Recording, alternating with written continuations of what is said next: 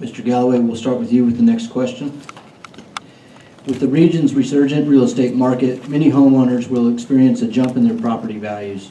How can you, as Senator, protect homeowners from huge property appraisal hikes and put the responsibility back on locally elected officials and their entities' tax rates? Well, we need to, at very least, prevent or restrict the appraisal increases to be more than the rate of inflation. At very least, I propose not letting it be more than 3%, or freezing those appraisals and requiring the government, and that's on all, not just school property tax, but all local property tax, and require the governing bodies of those entities that if they need more revenue, they have to go to the voters, sell the voters on the idea, and raise the tax rate, rather than just arbitrarily an unelected, unaccountable board increasing your taxes by as much as double digits in the state of Texas. And that has to come to an end. We've been hearing a lot of rhetoric about that for the last 10, 15 years, and nothing has happened. It's one of the main issues of my campaign. Thank you, Mr. Galloway. Mr. Bunch? The real issue with controlling real estate taxes is not around the appraisal value. I sit on our local township board that sets our local property tax rate. We get, before we ever start our process of setting the tax rate, an effective tax rate from the tax assessor. So they tell us what our budget would need to be and what our tax rate would need to be equal to the prior year. So if the appraisal values went up by 7 or 8% in our area, they tell us that we can lower our tax down by a certain percentage to be equal to our last year's budget. I am for capping the tax so that people have a known quantity of what they're going to be paying. But the real issue at the end of the day, the ultimate tax you're going to pay is being set by the local entity that's taxing you. Whether that's the local hospital district or the local school district or the local municipality that you belong to, that's the person who has the most control over your tax rate, not the appraisal value. And I think that I would be in favor of capping the increases. Thank you, Mr. Bunch. Mr. Creighton? You know, the appraisal process in Texas is directly tied to what is so difficult for all of us, the fact that we're suffocated by property taxes. We don't believe in state income taxes. If we abolished property taxes, our state consumption tax, our sales tax, would be 21% on all items without exemptions. So we have a property tax in Texas that supports our school funding and also supports a majority of our revenue coming in to the state. I've carried several bills each session to try to reduce our appraisal cap down from 10% to 3% or 5%. And the problem is there's about 15 counties in Texas that experience fast-track compounded growth like we do. Montgomery, Collin, Fort Bend, Denton, Williamson, on and on. But the rest of the counties in the state are against it because their growth is either stagnant or regressing. So we have our work cut out for us on that. I think appraisal review board members should be elected. Thank you, Mr. Creighton. Mr. Bunch, next question for you. How do you secure support from powerful political action committees and other influential organizations that can significantly help your chance at winning an election while remaining loyal to your constituents and your values? How do I say, well, maybe you should give me the answer to that because I don't have any broad brush industries driving my campaign. So repeat the question. I'm trying to make sure I understand what you're asking me. How do you secure support from powerful political action committees and other influential organizations that can significantly help your chance at winning an election while remaining loyal to your constituents and your values? And fortunately, I'm not running for office, so I don't have to worry about that. Yeah, the thrust of my campaign is being who I am. The only thing I can do is go out and represent what I want to accomplish for our state and hope that there's those PACs out there that will join me and have shared values. So I'm a limited government, constitutionalist, lower tax, free market enterprise individual who has built his own companies from scratch, who is serving locally and who has actually paid off debt, who has actually lowered taxes, and who has actually cut spending. If I can't get support from those groups, if they don't share our values, I'm not going to change my principles and my values just to secure a check. So I'm going to be who I am, and I'm going to run the best campaign that I can, and I'll just hope that some of those folks will come alongside us and join our team. Thank you, Mr. Bunch. Mr. Creighton? I think it's a great question. We constantly ask questions of our government, and we also need to ask questions of those that influence leaders in government. Special interests are obviously one of the biggest problems we have in Washington, D.C., and we have special interests in Austin as well.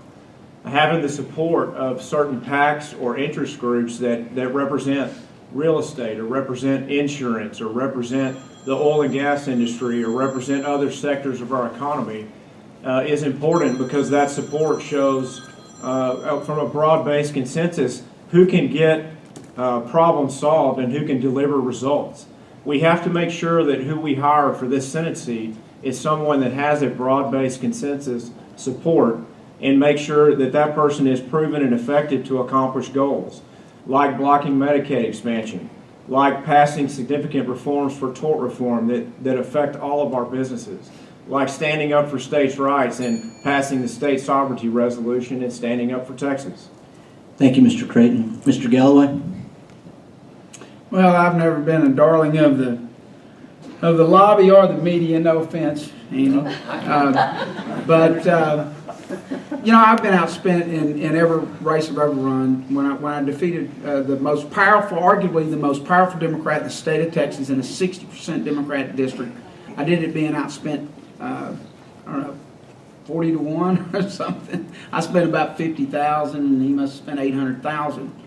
It's it's retail politics. We don't need lobby money. You don't need lobby money to run an effective campaign if you're willing to get out there and work and talk to the voters. But you want to solve the influence of the lobby. Let's put term limits in place. It's entrenched politicians that are the problem.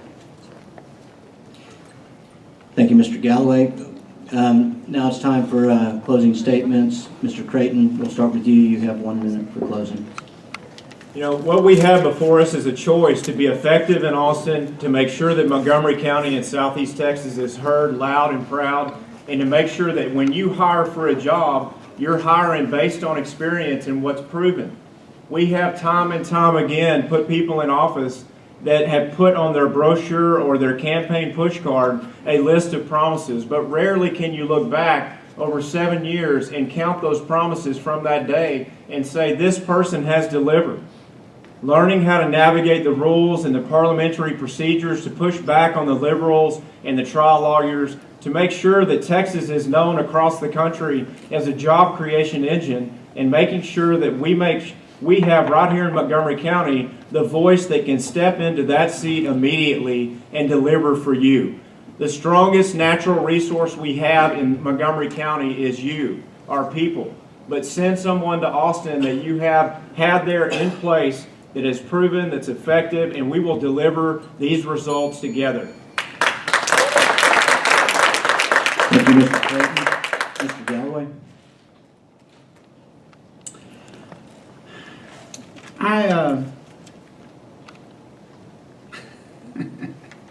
I've got the experience in Austin. I've got the ability to get things done. When I was in the Senate, I was a Republican in a Democrat majority. I was 29 years old in a Senate body that the average age was 56. Bob Bullock nicknamed me Pup, but my colleagues in the Senate quickly renamed me Pitbull and Bulldog because of my ability to just grab a hold of something and keep a hold of it until I got it accomplished.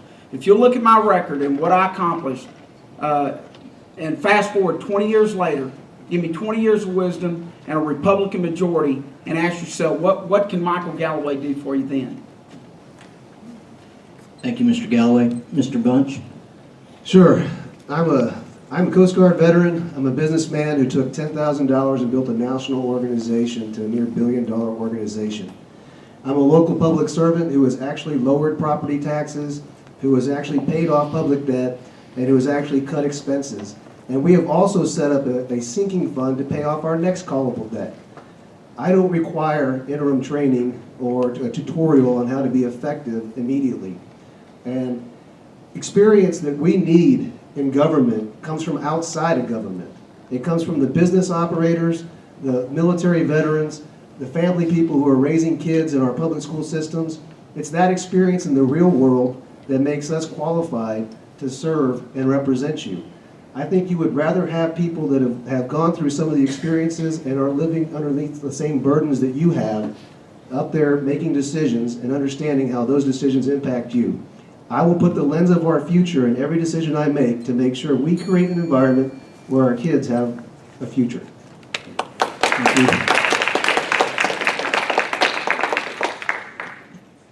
Special thanks to Sam Houston State University for hosting, First Bank for our refreshments, Lone Star Internet Radio, the legislative committees from both chambers in both the Woodlands area and the Greater Conroe Lake Conroe area Chambers of Commerce for hosting this, as well as thank you to all y'all for coming and attending. This is certainly an important race for all of us.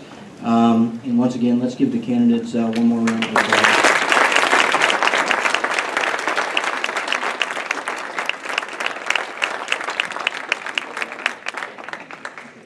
Let's give a quick round of applause for our